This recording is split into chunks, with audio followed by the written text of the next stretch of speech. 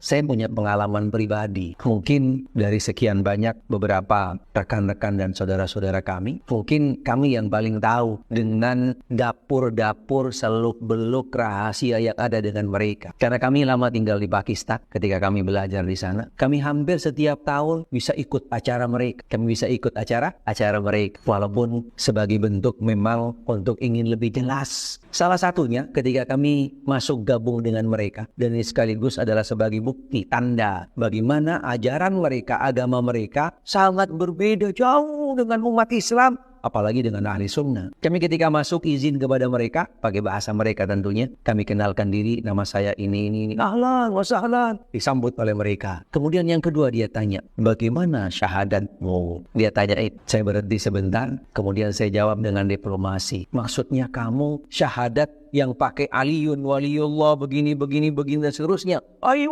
benar silakan gabung. Wah, padahal kami nggak ngucapin syahadat, gitu kan? Kami tidak ngucapin syahadat mereka, cuman kasih gambaran kepada mereka. Akhirnya disambut, kami bisa syuting, kami bisa gambar, gitu kan? Kami akhirnya bisa gabung sama mereka. Ada sampai hari ini fotonya, kami juga ikut tepung dada.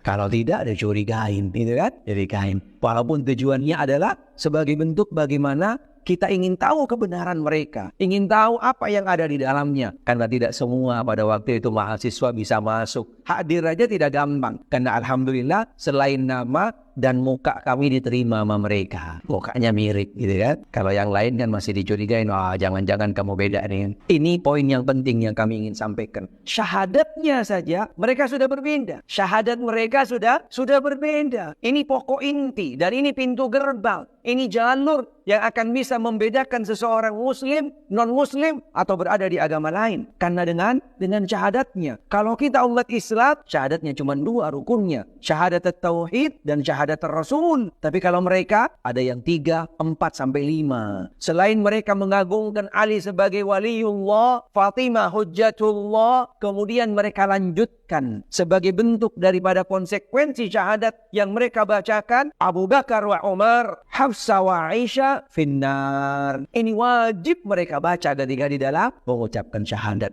Jadi mengkafirkan Abu Bakar dan Umar serta putri-putrinya Umar dan Abu Bakar. Ini prinsip, ini pokok. Lalu dengan syahadat yang sudah berbeda, pondasi, pintu gerbang, kata kunci yang sudah berbeda dengan umat Islam, lalu kita masih ragu, lalu kita masih abu-abu, nggak jelas siapapun mereka. Ketika masuk di dalam kelompok tersebut, dipastikan syahadatnya seperti ini. Tetapi kita harus waspada, hati-hati. Tidak boleh dan juga tidak dibenarkan dengan mudahnya kita mengeklaim seseorang, gitu kan, kafir. Ini yang nggak boleh. Karena ini bukan ajaran ahli sunnah. Perlu harus ada bukti-bukti, hujjah yang jelas dan juga tidak ada penghalang-penghalang, memenuhi syarat baru bisa. Dan ini pun juga kembali kepada mereka-mereka yang punya kapabilitas, adalah jenaknya. Tidak bisa perorangan yang mengatakan si fulan kafir, si fulan murtad. Tidak bisa. Konsekuensinya berat. Bahkan jangankan yang namanya kafir, kita membid'ahkan seseorang saja itu berat konsekuensinya. Karena agama kita ahli sunnah wal jamaah bukan agama yang suka mengvonis, suka menghukum, suka membalu seseorang, memberikan gelar seseorang, tidak. Tapi agama kita,